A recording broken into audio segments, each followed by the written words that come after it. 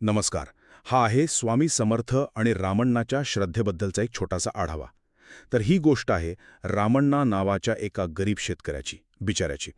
भयंकर दुष्काळ पडला होता, सगळं काही वाळून गेलं होतं आणि तो मदतीसाठी थेट गेला अक्कलकोटला, प्रसिद्ध संत स्वामी समर्थांकडे. कारण त्याची स्वामींवर श्रद्धा होती, अगदी मनापासून. या गोष्टीतून ना आपल्याला काही महत्त्वाच्या गोष्टी कळतात. पहिलं म्हणजे स्वामींचं दिव्यज्ञान. म्हणजे बघा, रामण्णा काही बोलायच्या आतच स्वामींनी त्याचं नाव ओळखलं आणि त्याला काय त्रास होतं हे पण सांगितलं. कमाल आहे ना. दुसरं, श्रद्धेची ताकद. विचार करा, परिस्थिती कितीही वाईट असली तरी रामण्णाची स्वामींवरची निष्ठा अजिबात कमी झाली नाही. तो मदतीसाठी सरळ स्वामींकडेच धावला, दुसरीकडे कुठे नाही गेला. आणि तिसरं, कृपेचा अनुभव.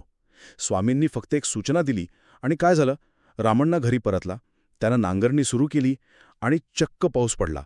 त्याचं सगळं संकटच दूर झालं. थोडक्यात काय तर ही कथा आपल्याला सांगते की जेव्हा आपली श्रद्धा खूप घट्ट असते ना, तेव्हा स्वामींची कृपा कठीण परिस्थितीतूनही आपल्याला नक्की मार्ग दाखवते.